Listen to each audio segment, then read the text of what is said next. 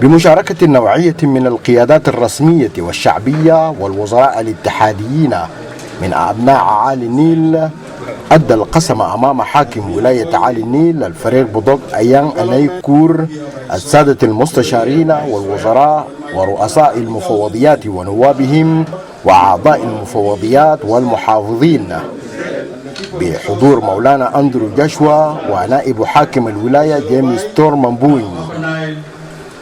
ولدى مخاطبته مراسيم أداء القسم بأمانة الحكومة، دعا الفريق بضوء أيان المكونات السكانية لولاية اعالي النيل إلى نبذ العنف والجنوح إلى السلام من أجل العودة بالولاية إلى سيرتها الأولى.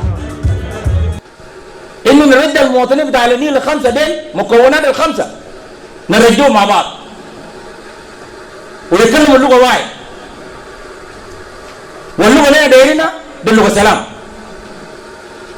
نحن عايزين لغة سلام، سلام يسود من كل محل، المشايخ والنظار من كل مكونات الخمسة، خليهم كلهم يكونوا مع بعض ويحبوا بعض ويساعدونا كنحن كالحكومة. نحن السياسيين دول عملنا حاجة غلط كده، نرجع سوا ونشتغل سوا. نحن ما داير حاجة اسمه ده يزي فلان ولا يزي فلان، نحن أبناء بتاع النيل ونموت في على النيل ويدفنونا في على النيل، لازم نعمل حاجه كويس لعلى النيل. مونبونيو وقلواق وداقي يشتغلوا شنو؟ يتكلموا لغه واحده. وناشد الفريق أيان أعضاء حكومته إلى العمل بروح الفريق الواحد خدمة لأهداف المواطنين في حل النزاعات والتعاون مع القطاعات كافة. نحن نشتغل كاليد واحد، ما في نجاح لحاكم إذا كان المحافظ ما شغال محاكم، ما في نجاح إذا كان وزير ما شغال محاكم، كان أدفايزر ما شغال محاكم. لازم الناس كله تشتغل سوا عشان نحن ننجح. المسؤوليات تتوزع، كل زول بيمسك مسؤوليته. من جانبه شدد جيمس تورمنبوين نائب حاكم ولاية اعالي النيل إلى ضرورة وحدة أبناء الولاية وصولا إلى توافق يرضي جميع الأطراف وربط الولاية بشبكة طرق بين مقاطعاتها من أجل تبادل المنافع وتعزيز العلاقات الاجتماعية. That here is your government. Cooperate with them. Work with them. Work hand in hand.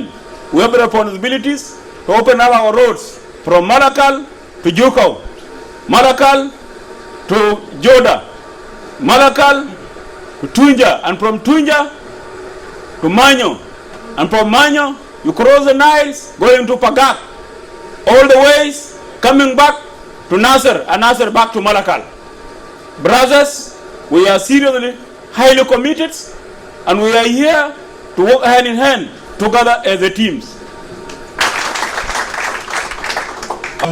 من جهته طالب أونيوتي أديغو نيوكوج وزير الثروة الحيوانية الاتحادي مواطني اعالي النيل إلى طي صفحة الماضي والإقبال على المرحلة القادمة بروح التوافق والمحبة والمصالحة، مناشدا القادة السياسيين إلى إعطاء المواطنين فرصة للعيش بسلام فيما بينهم. نويت الصب بتاعنا تعنينا نفتح صب جديد، صب ذا reconciliation، صب ذا مربع، صب ذا forgiveness. We need to forgive ourselves. If we don't forgive ourselves, nini mama mchikidam. So we need to forgive ourselves. Ubukura de lama neji nakatab jamahir bitana nini siyazin kubade nini batazirlom lana mushakil jabu nina مواطنين ما عندهم مشكلة، المشكلة بتاعنا. لكن حاجة ده ببتدي منكم، قيادات بتاع منو؟ بتاع النيل. كان ما عندكم محبة ويونتي بينكم، معناه بلد ده ما بمشي قدام. اليوم تخطو ولاية اعالي النيل أولى خطواتها نحو البناء وإعمار ما دمرته الحرب. فهذه الجموع التي احتشدت لاستقبال حاكم الولاية وتدشين عمل الحكومة بعد أدائها القسم يؤكد على مدى تعطشها للسلام وإنهاء حالة الانقسام. حافظ جبل محمد، SSBC، ولاية اعالي النيل، ملكال.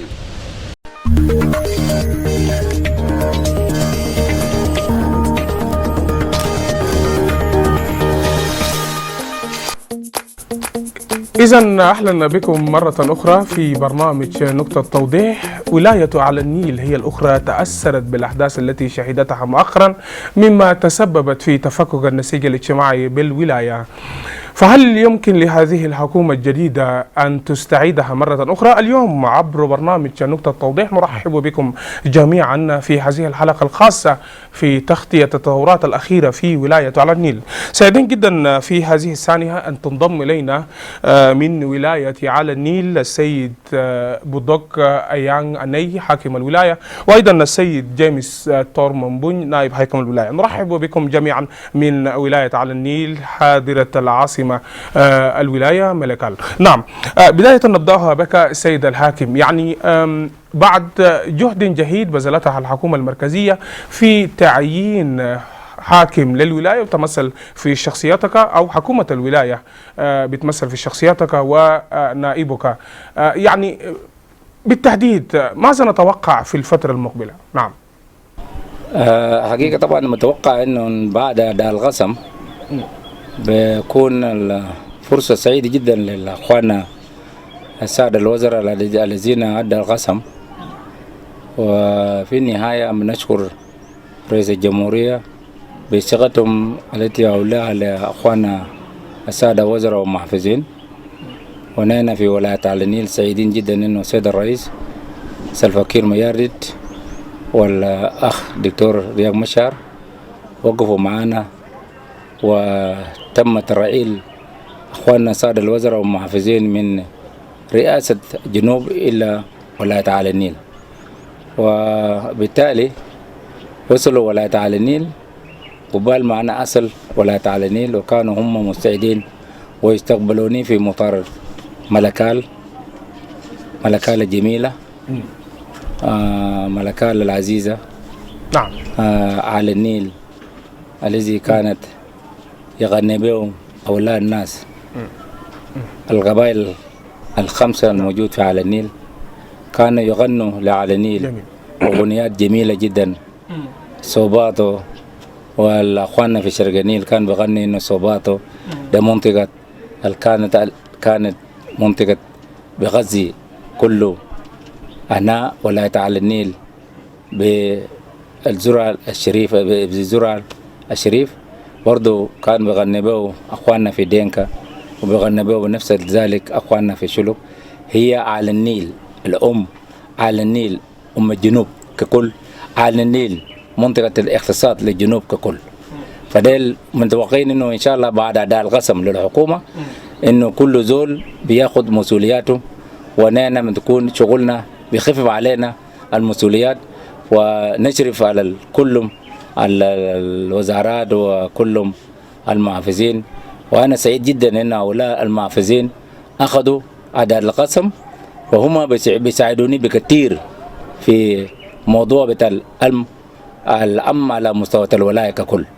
وإن شاء الله نتمنى لهم التوفيق بكل أماكنهم، سواء كان الوزراء أو المحافظين، نتمنى له التوفيق إن شاء الله. نعم. طيب جميل سعادة الحاكم، يعني خلينا نجي في الواقع الآن اللي بيمر بها ولاية اعالي النيل بالتحديد. يعني ما هي الضمانات اللي وضعتها الحكومة عشان ما يقنع المواطنين بأنه الولاية الآن عادت إلى يعني طبيعتها وهنالك استقرار وأمن تشهدها مدينة ملكال؟ نعم. طبعا بحقيقة طبعا نعم. الجنوب ككل لو أخذتها في الظروف اللي حصل في جنوب السلاح تم انتشاره في يد الناس. نعم. وحتى اخواننا في الاجهزه الامنيه مع عمليه انتشار السلاح كانت سيطره صعبه لاخواننا في الاجهزه الامنيه عشان يسيطروا على وضع، لانه كل انسان او مواطن في كل ارجاء الجنوب كانوا بيتعاملوا السلاح زي اللي حصل في اعالي النيل ككل. برضه هؤلاء الناس كانوا شايلين السلاح كالمواطنين شايلين السلاح، فده هو اصل عمليه انفلاتات. فالحادث اللي حصل في اعالي النيل في اثناء استقبال المواطنين لنا كالحاكم او كالحكومه على النيل ده ناتج من وجود السلاح في يد المواطن ان شاء الله. ولكن هنا يعني جادين انه ان شاء الله السلاح المنتشر في يد المواطن خاصه في ولايه اعالي النيل هي رئاسه سوف نقوم بعمل كبير جدا عشان نطلع السلاح الموجود في يد المواطن عشان تقدر اعالي النيل حضرت الملكان ان تنعم بكلهم، ونحن قادرين ان شاء الله باذن الله تعالى. نعم. طيب السيد الحاكم، يعني الان بالاضافه للكلام اللي انت ذكرته الان، يعني هنالك الالاف من المواطنين في مخيمات الامم المتحده. هؤلاء المواطنين هم قلقون ايضا بانه ما في استقرار وامن وسلام داخل مدينه ملكال بالتحديد. طيب انا سالتك نفس السؤال، لكن يعني انت هتعمل شنو بالنسبه للالاف والعشرات والمئات من المواطنين المتواجدين الان في مخيمات الامم المتحده؟ طيب كيف انه حيتم اقناعهم عشان ما هم يرجعوا الان الى حاضره الولايه ملكال ويواصلوا حياتهم الطبيعيه؟ نعم انه هؤلاء الناس الذين في مناطق المخيمات اللاجئين في الدول المجاوره سواء كان في السودان او اثيوبيا، عشان نحن نقنعهم كالحكومة عشان تجي راجين ما علينا إلا نضبط الأمن في أرجاء بتاع الولاية تعالى النيل. والإنسان مواطن أول ما يعرف إنه هنالك الأمن مستتب بكل أرجاء بتاع الولاية، بالتالي بتكون متشوق إنه يجي راجع مناطقهم. وفعلا الوضع اللي حصل في المخيمات ما وضع جميلة، ولكن المواطنين مجبورين لأنه كانوا هم أصلا جروا لمخيمات أو مناطق أو في الدول المجاورة طلبا للأمن. لكن إن شاء الله هنبذل قصارى جهدنا إنه نحاول بقدر الإمكان نرجع الأمن في كل مقاطعات الموجودة في ولاية اللي هي 13 مقاطعة. بالتالي المواطن بتكون مقتنع بنفسه بعد ما يشوف إنه الأمن تتوفر في كل مقاطعات، هو بالتالي هيطلب انه يرجع. لكن برضه بتكون نحن برضه هنتكلم مع اخواننا في المنظمات العالميه عشان يقدر يساعد المواطنين ويرجع مناطقهم او يرجع غراتهم. وان شاء الله نحن واجبنا كالحكومه ان نوفر الامن بكل نقطه باذن الله تعالى. نعم جميل. خلينا اقف معك هنا سيد الحاكم، نرجع لك الاستاذ جيمس تورمنبون. يعني انت كنائب حاكم للولايه، طيب ما هي الاولويات بالنسبه لك كنائب حاكم للولايه؟ اولا بيكر SSBC والصحفيين كله، برنامج بتاع وزارة الإعلام كلمته يملك معلومات لشعب جنوب السودان. في الفرصة ده نسلم لرئيس سلفكي مياديد بيكرو بكل سكة التعيين والحاكم والنائب، برضو بيكر إدار وكل قيادة بتاعت أركة شعبية سكته برضو لي إنه أنا قود أركة شعبية في اعالي النيل. نفس كذلك خلينا نكون نائب حاكم بتاعت ولاية اعالي النيل. كان جواب لسؤالك حقيقة ده ما شاتو تمت دعقسم بتاعت وزارة بتاعت ولاية اعالي النيل وكل أعضاء بتاعت مفوضيات ومحافظون والأرازم نحو المستشارون. فالآن بقي عندنا حكومة في ولاية النيل. Our plannings, the program that is soon going to follow, is that we are going to give them some orientations. عشان كيف يبدأ ومنه نوجههم فشلهم محافظون يمشي مقاطع داقم برسالة إنهم يعملوا شغل بتاع السلام وبرضه ربط مقاطعات عشان هم يلقى العلاقة القديم. وبرضه علينا مشروع كيف نقدر نجيب نسيج الماء اللي كان فقط في فرصة بتاعت 8 سنوات من ما بدأ أحداث 2013 وده يتعثر لنسيج الماء. برضه الدور السياسي وعزب بتاعت ولاية ودولة سبع عامة.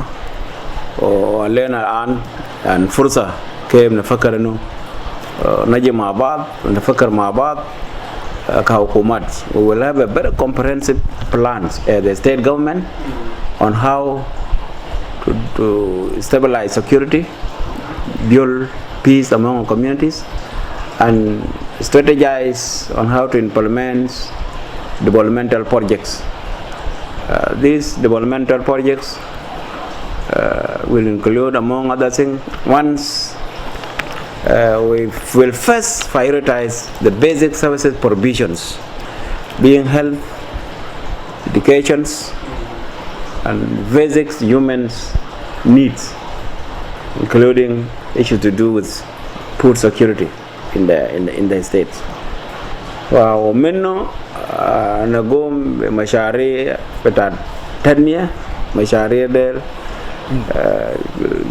كل مركز أول ساعة لا بدا إنه مركز الساعة ومستشفى مدينة مستشفى تعليمي تان ملكالة يعني يرجو في ماله. It is the only referral hospital that will be receiving a secondary health cases that can be managed at the referral level. So it can give the task وضع بتاعت مستشفى ملكال ده بيسهل الوضع الصح or the health situation in the states. أنا نونا زار أبدأ مننا لموضوع الحادي بنحتاج يعني صحة أولية. ما كل شيء السكر ونجر لجوبة ونمشي خارج وما our health facilities functioning in the state. At the same time, we must think of how educational services reach every child in Upper Nile. Although we have got a scenario, different scenario of COVID-19, we have led to the lockdown of many educational facilities. But regardless of this, it will depend on the directive from the national governments and especially the recommendation of high-level committee of COVID-19's preventions. We will be guided by that, but we will not disrupt to plan how to strategize on educational developments or services in general. نعم. طيب أستاذ جيمس نورمان، يعني الآن كيف تنظر إلى الوضع الأمني الآن في مدينة ملكال؟ The security situation as we speak is back to normal. You remember that there was an incident that occurred on Saturday. That incident is an incident that is fully condemned and should have not happened. We condemn it, and actually, as you are aware, that we have lost life. But 3 people, we have lost 3 people, 3 people were wounded. And that is condemned, and we stood with the families who were affected, those who lost their loved ones, and we have fought hard to ensure that security situation in Malakal go back to normal, and now it is normal. And we'd like to tell you that we are going to work hard, and we are working hard to ensure that the stability of the security is maintained, and it have to continue to be maintained. Sagrar amni fi Madina de dawalia. Dawalia benami ay moton. Ay moton. Dawalia neno erga imaya amni. Kan fi sharia wala fi betu wala fi ay mal. Nams, you should remember that there are enemies of peace. Those enemies of peace are there everywhere across South Sudan. But those who want peace should not be scared. Should continue to work hard to overcome those who are enemies of peace. So be assured that our commitment will not be derailed. It is going to be there forever. And as I speak, I can assure you that we are working hard day and night to continue stabilizing the security.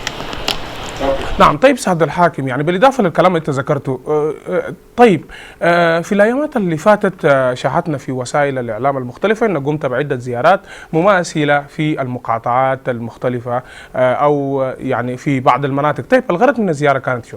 نعم. In fact, it was not the official visit. I was going for different functions. But since I am the authority, especially I just newly assumed my duties, I felt that there is a need also to interact and see some of the communities who are around there. And as I was there, I felt to visit some of the IDPs, former IDPs areas and the communities in Melut County. So it became an opportunity to talk to them about peace, in which I did. We also opportunity to talk about the need for stability, and also promise some of them that those who want to go back to the original home can be facilitated, and we are working on that to assure them. It is voluntarily. Those who are willing are free to come back, and those who are having a reservation, they are also free to remain behind. But it is also, it can also be good for everybody to go back to his original home. You know, security is not only government work, it is also citizen work. Citizens should not run away and should not shy away from facing those challenges. Citizens must face them. So it became part of my visit. When I was there, I talked to them about how the time of those IDPs. I also assured the community, the host community in Melut County, to thank them for their cooperation with the IDPs. And I also assured them that the government, that the Upper Nile government is there for them. And we will be sharing the challenges that are there, whether external, internal, man-made, natural disasters are also a challenge that the government is stood with the people of Upper Nile. And those of Melut in particular, where I paid a visit and I talked to people.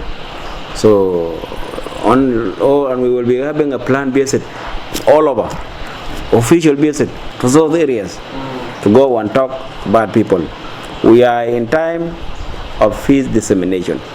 We want to take peace to people, translate it to their local level, telling them that this is time for peace. And this is what the peace said, that we should accept one another. Nagbal Ba'na, Shankeb, Sagrana, na matafiu. Lama kulu wakit yan jaja, fi wad panan galan tane jereja. You know, madarin tane gul tane jereja. So labuda yakun fursa leno namata fi salam. Salam de res selfa ke mayadit doktoriak bag giadin betada azab galeno kifaya. Wode fursa betat shab junub Sudan ya jamana alaikum fursa eno fees de jimna lekum ten fees ago da haganna kulana كويس ده حقنا كلنا في السلطة المواطن القاعد في بيته في شارع في أي محل تنفيذ السلام علينا. We are supervisors to violators. Anybody who want to violate it, it is our responsibility as authorities to fight him peacefully or whatever ways. So it is a request that let's give peace a chance. So this time around, we will continue to visit all the counties, all the areas to preach peace, so that we assure them of stabilization. My brother, if all of us could just come together and say enough is enough, nakal is a lot hate, nakbal bana, no oneness, let our dialogue among ourselves, nakal mashakal, ata hukuma zahar balgara, hukuma benafsa zahar balgara, umotan zahar balgara, udara ada ya menolak minum, lima yadena, natawan ma'abad, letan fi salam. Arda waga yang ada race fi Juba, Doktoriak fi Juba, Taban fi Juba, and everybody in Juba. General Professor Dr. Wanega is now in Juba, and the rest of the people are in Juba, including BP Mama Rebecca Nyandeng, Hussein, BP Hussein Dalbagi, and all the ministers and everybody in Juba. Now it is time for us at the state also to feel that we are here in Malacca. The governor is here, I'm here, all the ministers, all the advisors, the ministers are all here. So it is an opportunity for us now to act and hold our hand together to revive peace.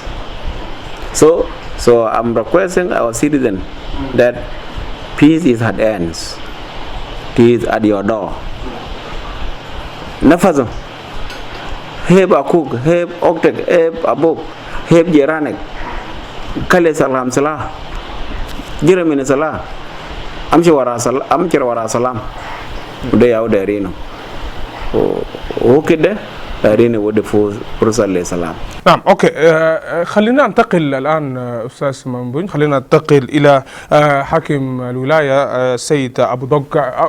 يعني ابو ضق مواصله للحديث قبل معك، لو لاحظنا انه في انقسامات حاليا حاصله في الادارات الاهليه بولايه اعالي النيل ككل، يعني ودي دججت او تسببت في يعني تعمق الصراعات في المنطقة. طيب كيف ستحل هذه المشكلة بالتحديد، وخاصة بعد أداء القسم بالنسبة لحكومة ولاية اعالي؟ نحن بإذن الله تعالى سوف نقوم باجتماعات مكثفة مع ولاء الإدارة العالية، وده لدينا خطة جاهز عشان نقدر نتكلم مع ولاء الناس الإدارة العالية، لأنهم الإدارة العالية ده الركيز الأساسي لعملية بتاع التعايش السلمي، هي healing and reconciliation.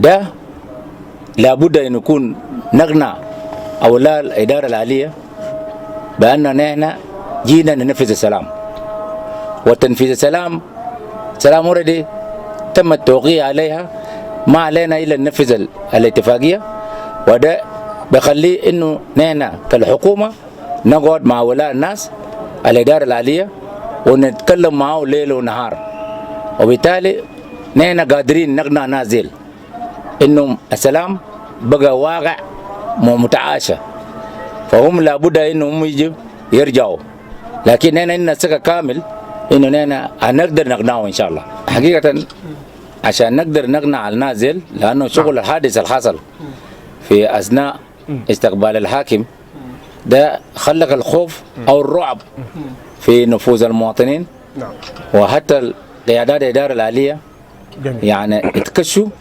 لشغل الحصل، لكن إن شاء الله نحن هنقعد معهم هنوضح لهم، وبالتالي هنصل حل مع نازل، خاصة أولاء الجانية الناس اللي عملوا المشكلة ده.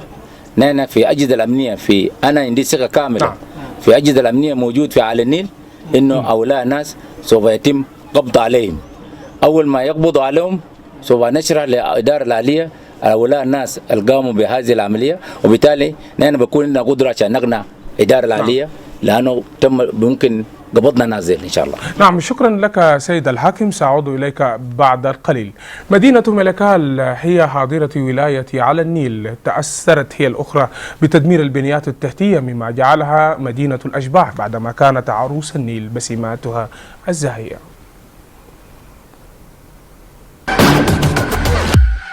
مدينة ملكال هي تلك المدينة الساحلية العريقة والتي امتازت بجمالها وخصوبتها الصاهرة وكرم ضيافتها من قبل قاطنيها، إلا أن العزمنة ترجمت الواقع مختلفا تماما، حيث تحولت تلك العرس إلى مدينة الأشباح بسبب الصراعات والعزمة السياسية والاجتماعية وغيرها من الحروب التي شهدتها المدينة مؤخرا، مما تدهور الوضع الإنساني بالمدينة وتدمرت العديد من البنيات التحتية والمرافق العامة، وحيث تدفق أيضا العديد من المواطنين إلى المعسكرات النزوح داخل مخيمات الأمم المتحدة بسبب الفيضانات التي ضربت المدينة من جهة وظروف الاقتصادية والمعيشية من جهة أخرى.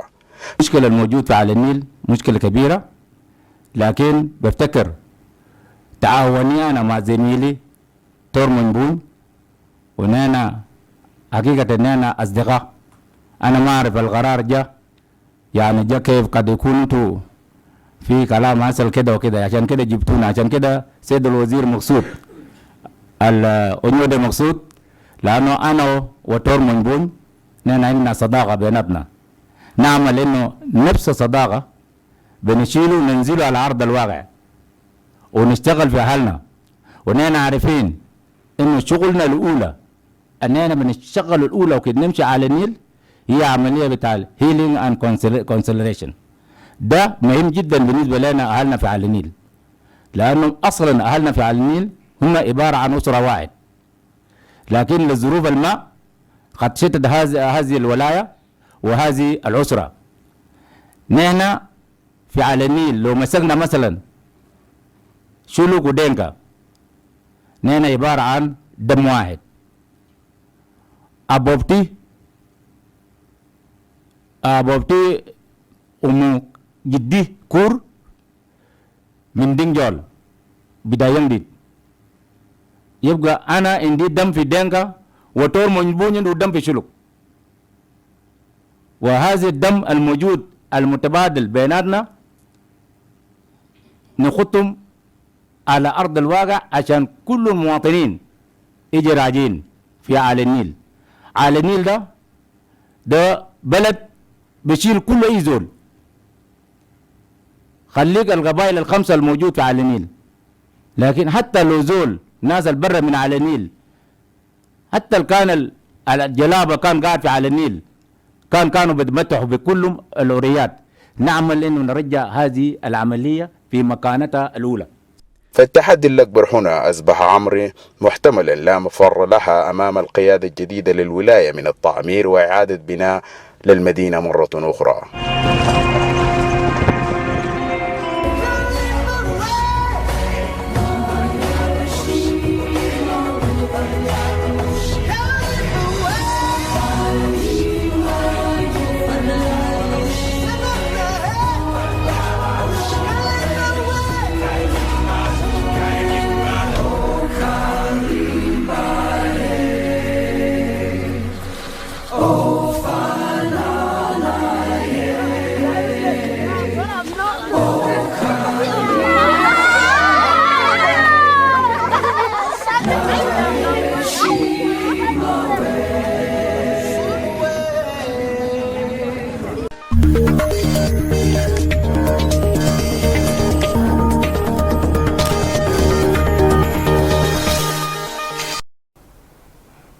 نعم، عدنا لكم من جديد.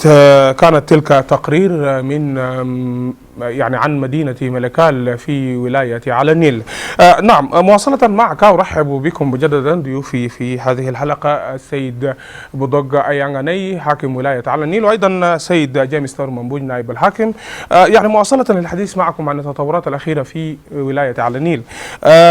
وأنا كنت قبل الفاصل يعني بتحدث معك عن يعني انقسامات بالنسبة للإدارات الأهلية في ولاية على النيل. طيب نجي لحتة ثانية، كيف ستعمل على ربط النسيج الاجتماعي مرة أخرى سيد الحاكم لعودة الولاية كما في السابق؟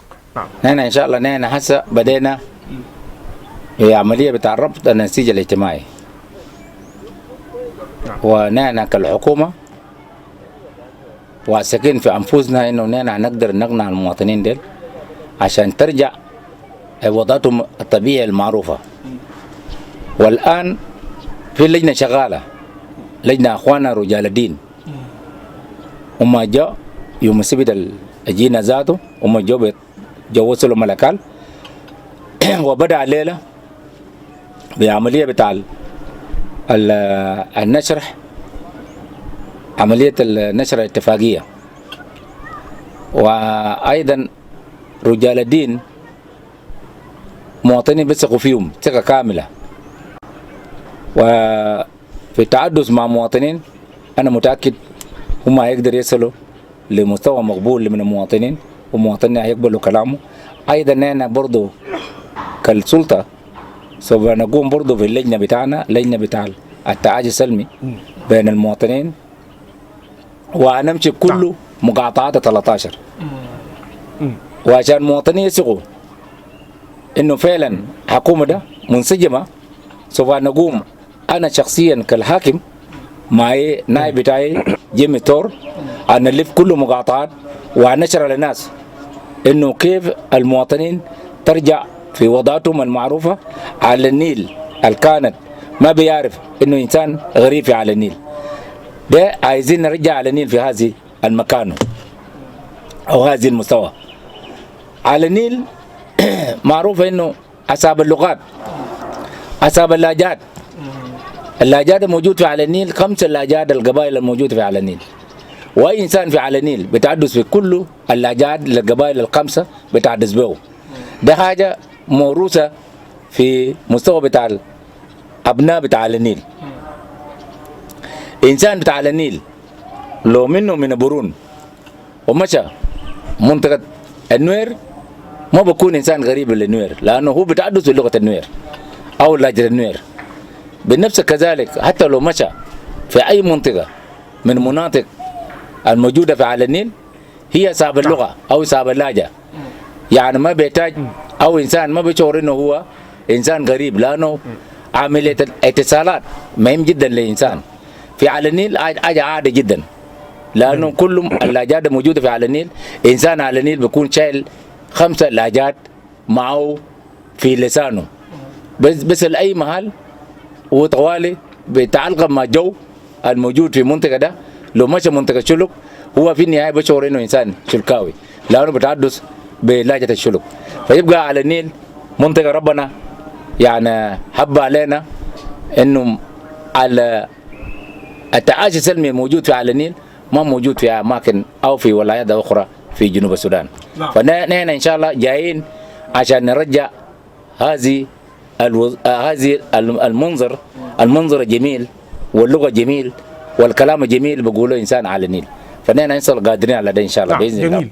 طيب يعني خلينا ننتقل للنقطة الثانية. في التقرير اللي فاتت صور، يعني من خلال الصور شاهدنا الكثير من البنايات التحتية تدمرت. يعني البنايات التحتية الآن بمدينة ملكال ككل يعني دمرت تماما. طيب هل هنالك استراتيجيات جديدة لإعادة تأهيل تلك البنايات التحتية بعدما تدمرت كما في السابق؟ نحن في رأس الحكومة في ولاية على النيل عندنا خطة كبير جدا، ودي خطة الحكومة ده نحن نقوم به إن شاء الله.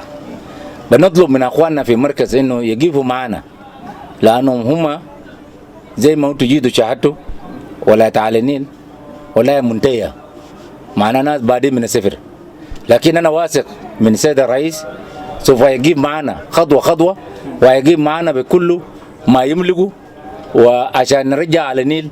على النيل ده منطقة التي عضنت السيد الرئيس سلفكير مياردت، وهو ما داير لهم عشان يشرح لهم على النيل. سلفا بيعرف خور شارع بيعرف حلة في على النيل.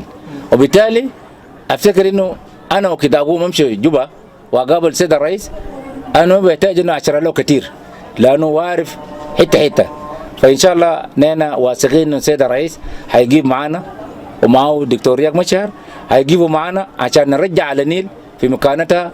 على النيل منطقة جميلة جدا على النيل، رغم الناس بتقول منطقة طينية، لكن تربة بتاع النيل تربة بحب الجنوب. ده بيخلي الجنوب كلهم يحبوا على النيل لأنه منطقة بتنتج على الجنوب كله. فده إن شاء الله نحن هنرجع على النيل إن شاء الله. بوجود السيد الرئيس معنا هنرجع على النيل بإذن الله تعالى. نعم، شكرا لك سيد الحاكم. خلينا ارجع لسيد نائب الحاكم جيمس تورمنبون، يعني نائب حاكم ولايه على النيل. يعني سعادتك لو لاحظنا انه يعني في بعض المناطق بولايه على النيل شهدت الكثير من الفيضانات الاخيره تسبب انه في نزوح كثير من المواطنين. طيب يعني كيف يمكن التعامل مع هذا الوضع؟ You know, government plan and community resilience must go hand in hand. Our plan is that we are sharing the same concern with our humanitarian partners. Because as a government, our capacity is also the rate. We have got a limited capacity to be responding for every need of everything. Now we are focusing on security. Flood is a natural disaster that has just come in. We have to encourage ourselves to talk to our humanitarian partners, and you know humanitarian partners are also affected by the global COVID-19 pandemic. So it's a challenge over challenge. But all in all, we have the responsibility to assure our citizens that we are sympathizing with them. Whether we give them services, support, or we do not deliver it immediately, we are there for them. So we have to advise them that every community should build a resilient mechanisms so that we maintain those where we will have capacity, will give support for affected communities. But we don't want to be raising the expectation. We don't want to be giving promises that we are not sure of. But we want to tell them that we are there for them. We are mobilizing our humanitarian partners. We are also considering ourselves in case of any resources that we have. We will also consider availing them to them. So on top, we should also be aware of our capacities, and every community have got a coping mechanism. من أحداث ذي الحصلت وعشان كده هم قاعدين في مهلهم قاعدين فيه وده بيجي مشكلة كبير لما بنحس إنه الفيضانات ديل لسه حامين في غابات وفي قرية في بتاعت كل منطقة. So it is even more bigger than the capacity بتاعت any state government, not only Upper Nile.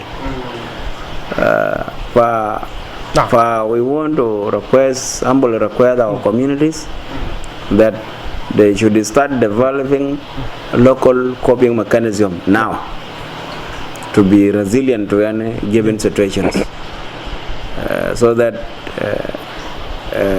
we cannot again lose life on those such natural disasters that are coming in.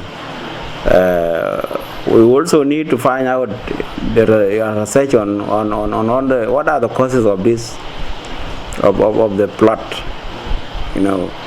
So if there are other causes that can be handled at the national level, then we are also asking a national level, to intervene for a durable solution to this. Is it within South Sudan? Is it in Sudan? Because some people are reporting it that there is, that Moya Magari Namshi. So some of them, we are requesting our national government to find a mechanism on this issue. Or that the local level, we are getting a mechanism of soliciting support from our humanitarian partners and all other well-wishers, to support the affected communities. And that is what we are trying now. طيب خلينا نجي لمحور ثاني. لو لاحظنا في الرأي العام سيد نائب الحاكم، الكثير في كثير من الناس بيشككوا انه الحكومة دي ما بتقدر ان تعيد ولاية على النيل زي ما كان في الاول. طيب انت بترد كيف للكلام ده؟ نعم. ما بنجدل ما فكرت انا زي ده. بداية ما تبدأ إنه أنا ما بقدر، ما أقول أقول أنا ما بقدر، وكمان ما تقول والله ده ما بقدر نفسه. ما أنت إنسان خلاص، وإنسان لابد يكون عنده طموح، علينا طموح كحكومة ده، وطموح ده هو كده هيقولنا، وكده بنكون في فوق يا دوب بدأنا وما بدأنا ظهر يا دوب، علمنا حكومة وقاعدين نفكر باستراتيجيات كيف نعمل شنو ونسوي كيف وده ياهو بداية. كإنسان ما ممكن تبدأ طوالنا والله يا أخي أنا ما بقدر والله يا ديل ما بقدر. يعني منهم السبب شنو؟ عندنا سمات علينا سمات كحكومة والله ولا دولة جنوب السودان ككل علينا سمانو تنفيذ السلام ده هيتم. حكومة ده هينا ده هيجيب تغيير. بعدين تغيير ما يشوف ده كحكومة يجيب تغيير براو. دورهم شنو؟ الديل بكلمة كده ده. دورهم شنو؟ كويس؟ لو نونا ما بقدر هل هم هيقدروا؟ طيب قال يا دام يورينا بنعمله كيف؟ كويس؟ ونونا جاهزين نسمع منهم وننفس التوصيات هم بيشوفوا انه ليها طريقه صح الدبم جا لو ده كاينو والله حكومه ده ونايده معناها this is just jealousy and I think they are not giving support and any discouraging remarks are not part of anybody to succeed. You cannot be negative on someone before he start.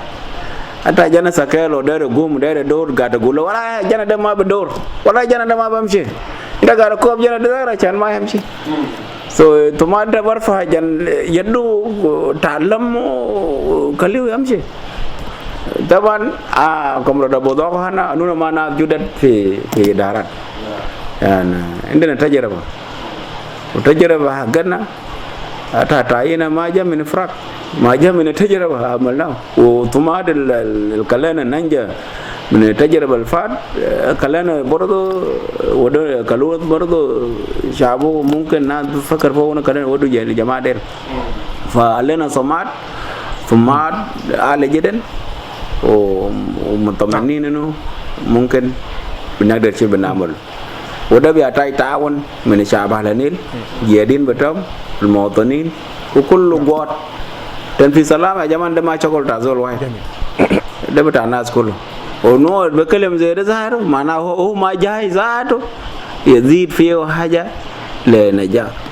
سقراء أمني ونجاح السلام ونجاح الحكومة ده مسؤوليتنا كلنا. أنا بطلب منه زول ده زي سؤال ده نادر جاب لك سؤال ده ونادر بقول كلام ده إنه كله ودينا كله ورينا بالضبط بفكر في شنو وبقوله في شنو وتوصية دعكم شنو. We are human beings and we need a collective responsibility to push a way forward. We are not going back, we are going forwards, and our dreams is to create peace and stability at this state. We want to make Afghanistan a viable state. We want to ensure that our people go back to their original peaceful coexisting among ourselves. The division that occurred, it was not created by Abu Dhabi or James Tor Munbui. The situation that happened in Upper Nile, it was not our making. It has happened, it has occurred. Now we say, Kifaya Jamana, enough is enough. Narja le wada la gigi. وده كده ما ده لو تقول والله فلان ما بقدر ما كده ونايد كده بيحتاج انه كل نظر نشجع بعضنا وكل نظر نلم يدينا وكل نظر نجي في مركب ده كلنا مركب السلام عشان نقدم ولايتنا لقدام لامام وده يا شيء المطلوب. فانا بشوف انه ما think positives. I don't see in my life أنا ما بشوف حاجة صعب. That is not part of my visions. I don't believe that أنا ما ممكن بقدر عليه. I always believe that I will succeed. So success is part of my career. I always succeed. So عندنا طبعا شعب على نيلنا بنقدر شيل ممكن كلنا. لو ما قدرنا معناهم ظهر يا ما دارين يكلموا موقفهم ده ويمشوا قدام. طيب هم دارين شنو؟ الشعب أصل دارين سلام.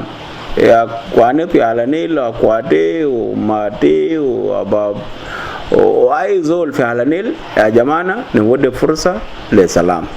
أنا بطلب منكم إنه نشيل مسؤولية ده كلنا نغير قلوبنا أفكارنا يعني موقفنا ونشيل مواقف بتاع السلام وده يشيل المطلوب. نعم طيب جميل. يمكن يكون خلاص قربنا للختام لكن سيد نائب الحاكم يعني لو لاحظنا الآن الحكومة الموجودة في الملكات هي حكومة وحدة وطنية والحكومة دي الآن هي مجموعة من الأحزاب مشاركة فيها. طيب يعني نتوقع شكل التعامل هيكون كيف في الحكومة ده؟ نعم. من ما بدأ التشكيل وشعركم من ما بدأ التشكيل وعذاب كل شعركم ده بداية بتاع تعاون. The government business is formulated and implemented as government business, and by doing so you are part of the decision. So in decision makings at the cabinet level, the parties are members of the cabinets, of the state cabinet. So whatever decision that we made in the cabinet council, state council of ministers, they are part of it. In all the government business, they are part of it. So since they are part of the decision making in the council of ministers, so they are also cooperating as part of the cooperation. So corporations have to be felt in the decision making process. So we believe that they will feel the presence in the cabinet, the presence in the state legislative, Brazilian state legislative assembly, the presence in other government organs. Will give them opportunity to take part in decision making process. That's what we are sure of. Yeah, to take this opportunity also to find my condolences to the affected families and assure them that the state government stands with them. And it is unfortunate incidents. And it is really sad. Should have not occurred. Year on, I also call upon all our citizens to distance themselves from such act. We need peace more than anything. Bnaykurum, anahum wa gabin maana, nasiyadum mubul. Fa Kabiru Sakar, they are concerned about the success of this team. So anabaykurum. Dana kalegana jaradel jare tamat kalemna wagaina olisa binagodo hum jaizin, they are ready to advise us. They have been ready and they are continue ready to advise us. So the advice is all over there, and we thank them for those advice. Okay.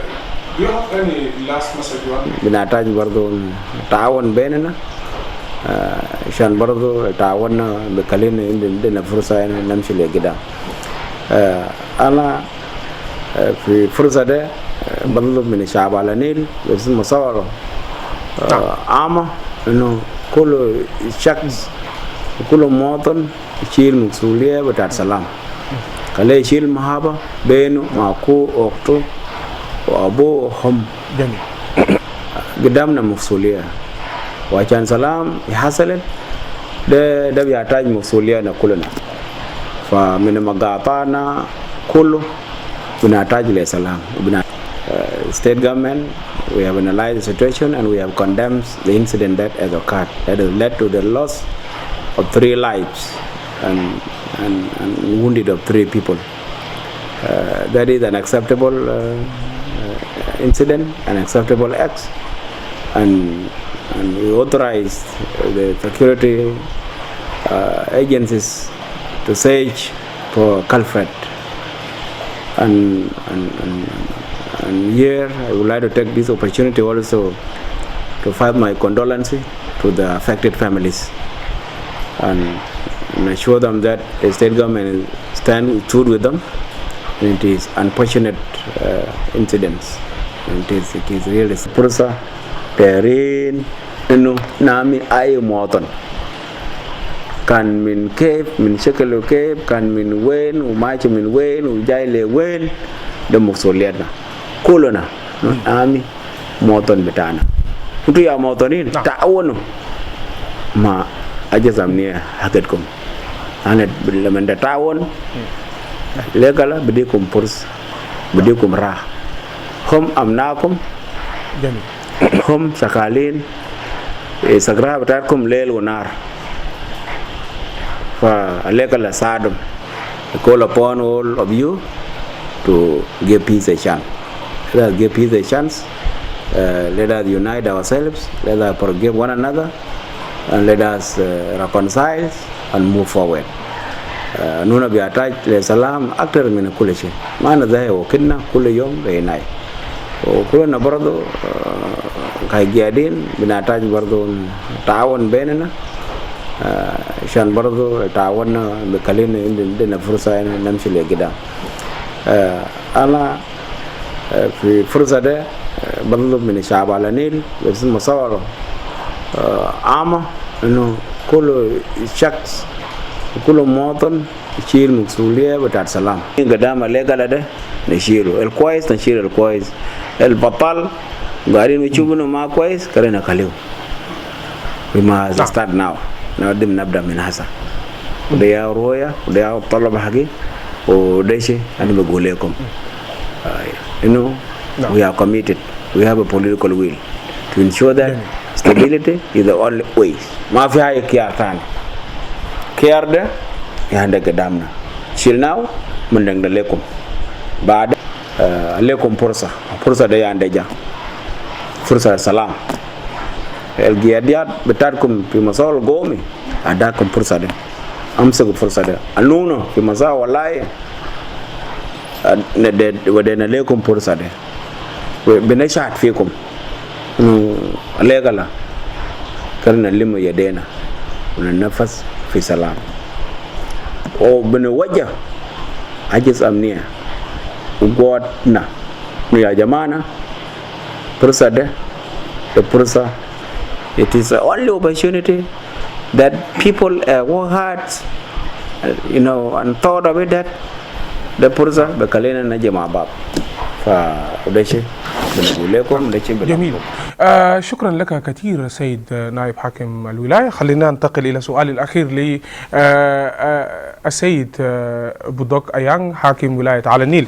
سعادتك يعني الآن عرفنا أن الحكومة هي مجموعة من أحزاب مشاركة في حكومة الولاية، لكن هل هذه الحكومة الآن تمثل أيضا ألوان الطيف لمناطق على النيل كلها يعني في هذه الحكومة؟ الحكومة موجودة الآن في على النيل يمثل كلهم الأحزاب الخمسة الوقعوا على اتفاقية. عشان كده وكد جينا على النيل جينا معي أخواني كلهم ونشكرهم أخواني الجماعة السادة وزراء اتحاديين اللي هو أستاذ ونيو داديك وزير الثروة الحيوانية والسمكية. أيضا أشكر أخونا جنرال جيمس أوزماي برضه وزير العمل وكان برضه جاء معنا. برضه أشكر أخونا فورد كان جايز وزير النفط ووزير البترول، كان جايز برضه لولا وفاء العسل وكان معنا أصلا. وده برضه أشكره كتير جدا الوزير البترول، لأنه كل طيارات نقلوا ناس لعلى النيل ده كله من جهده هو، وقد الخير وبنشكرهم. وإن شاء الله إنسان وكد يعمل عمل جميل. أنا أفتكر إنه برضو ده برد له رد جميل، لأنه هو في النهاية ابن على النيل، ابن على النيل. عشان كده هو كان مهتم جدا ووجهت الشركات إنه لازم ينقل الناس الموجودين في جوبا على النيل، لأنه ده كان عنده حب لمنطقته أو لولايته ولاية على النيل. برضو بشكر أخونا المستشار السابق بروفيسور جون جاي يو برضو كان معنا. أشكر برضو سيد الوزير الدولة للشؤون الدستورية جوزيف ملك برضو كان جاء معنا. برضو بشكره شديد جدا لأنهم هم من البارغزال، لكن كانوا مهتم جدا إنه يجي يشوف على النيل. أيضا برضو عشان الأقل يقيف الإدارات بتاعه، إدارات القانونية موجود في على النيل.